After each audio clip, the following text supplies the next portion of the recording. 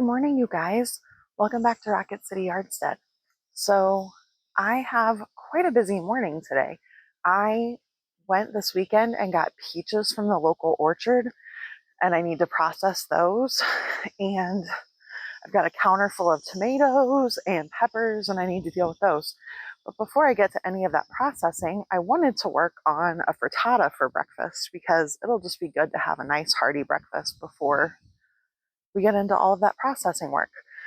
So I thought we'd come out. I need to grab the basil and show you a couple of things around the garden.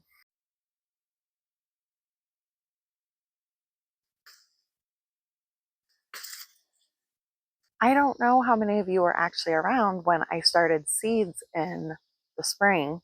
I guess it was actually winter still, but I planted some special flower seeds that I got that I was really excited about. A few different varieties of zinnias and cosmos and things like that.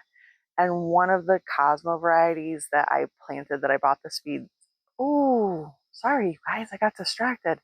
I don't know if I've ever seen a monarch in my garden before, and it just landed on a Cosmo. I've got him now. I've got him in my shot now. He landed on a zinnia. Isn't he beautiful? I really don't know if I've ever seen one of these in real life before, but wow. I'm more accustomed to the Gulf fritillaries. We have a tremendous amount of those in our garden. Back to the cosmos. So I planted several different varieties that I was very excited about of different zinnias and cosmos that were specific varieties.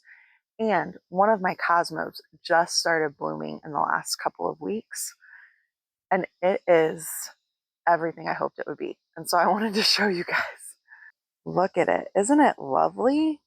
Just all of these petals. Oh, so pretty.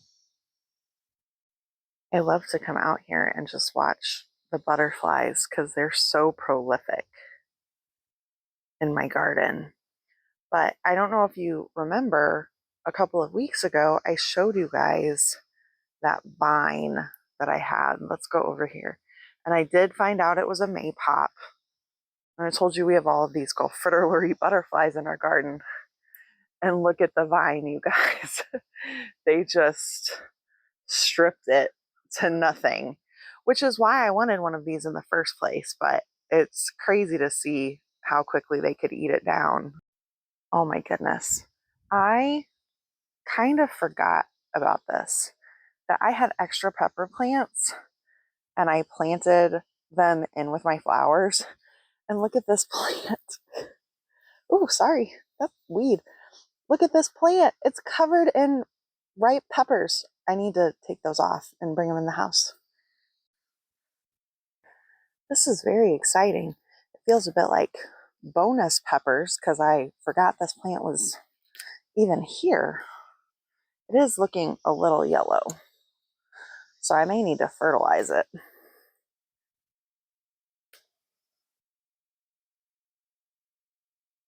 But I can't believe all these peppers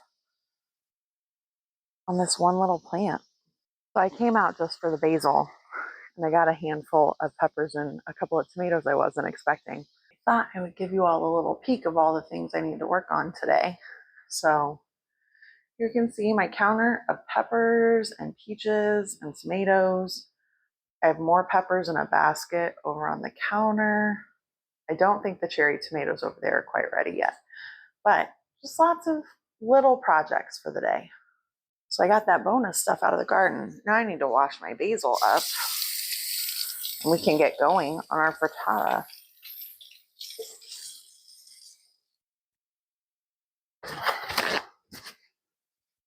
Oh, it smells so good. I mean, it doesn't get more summery than tomatoes and basil, does it, you guys? So I'm just going to roll this up and then just slice it into little ribbons.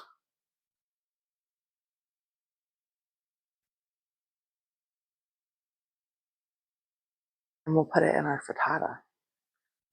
Give us some lovely basil flavor.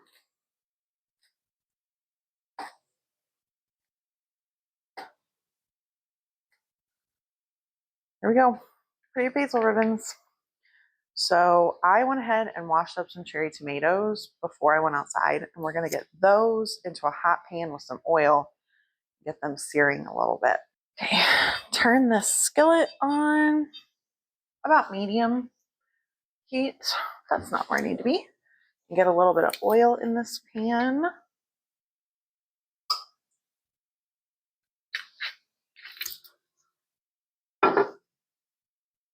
And add our cherry tomatoes.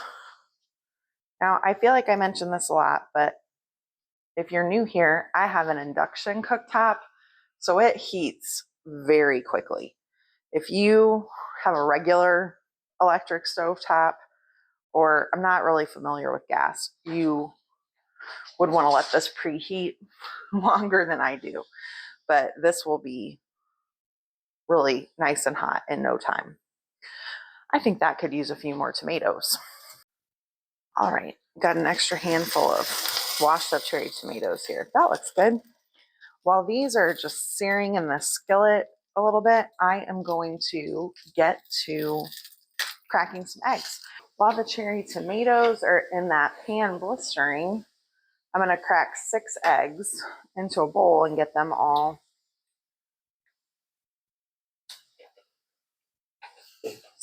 my brain just froze, you guys. Scrambled up. And I'm going to season this really simply because I really want the tomatoes and the basil, and we're going to add goat cheese to it. I just want those flavors to really be the stars. When you've got beautiful garden fresh at its prime ingredients, you don't need a whole lot else.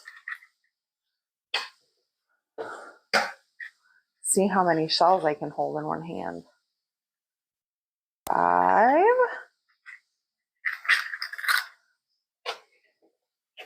One more.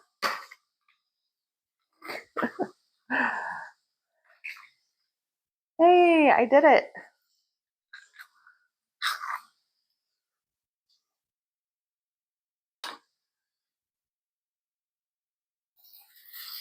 I'm going to go ahead and give our tomatoes a little stir here.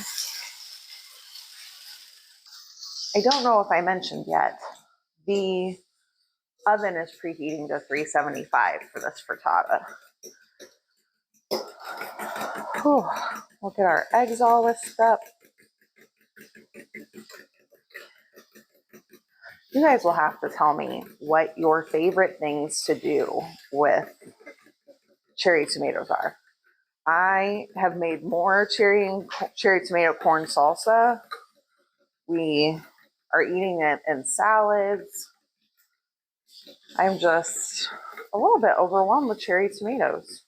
And I do love this frittata. It's been a while since I made one. I thought that's a good way to use up my cherry tomatoes, and it's delicious. But last year I used my excess cherry tomatoes in making pizza sauce, but I still have a lot of that and I don't need it. So I'm all ears. How do you like to use your cherry tomatoes up? Okay. Just gonna add some salt.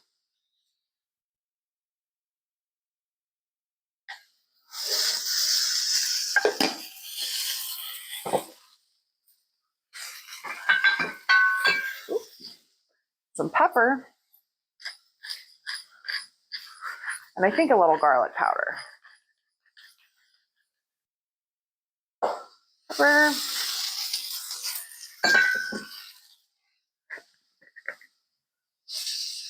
Garlic powder. Get this all mixed together. All right, you guys. So our cherry tomatoes are starting to look nice and blistered. So we're just gonna pour our eggs over the top here. And I'm gonna try and spread the tomatoes out a little bit more evenly. And dollop in some goat cheese. I have clean hands here, so I'm just gonna drop little bits.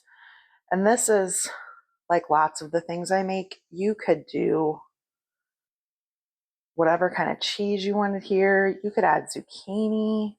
Benny, stop moving the camera. I'm sorry, you guys, if the screen is shaky. Benny's rubbing his teeth on the stand. But just however you would like to dress this, is fair game. Okay, I'm going to get my hands wrapped up. Benny, stop. I'm going to get my hands rinsed off and add our basil in. And what we're looking for, I don't know how well you guys can see, is for the eggs to just start pulling away from the side a little bit, and then it'll be ready to go in the oven. Can you see where the egg is starting to be able to come away from the side of the pan? So this is ready to go in the oven, and it should only take about 7 or 8 minutes to be ready.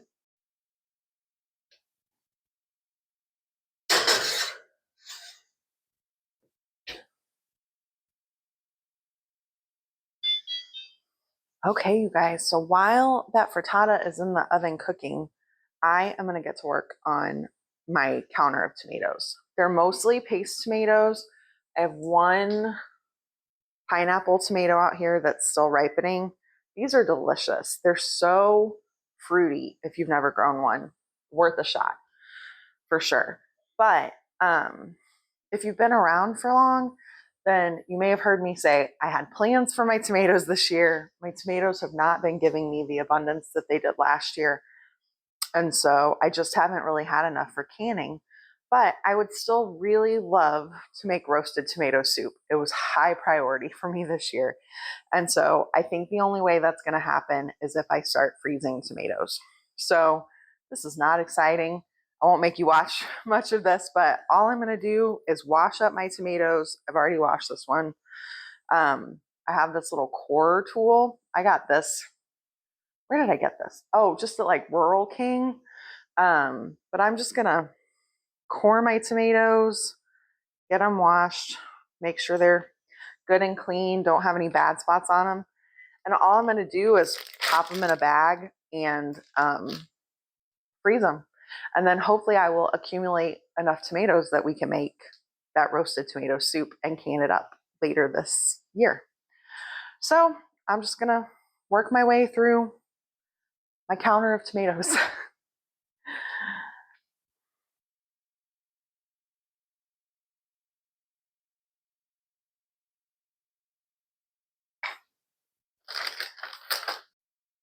So I just pulled the frittata out of the oven, and now it just needs to sit for 5 or 10 minutes, and it'll start to loosen from the edge as it cools. It'll be nice and easy to slice up.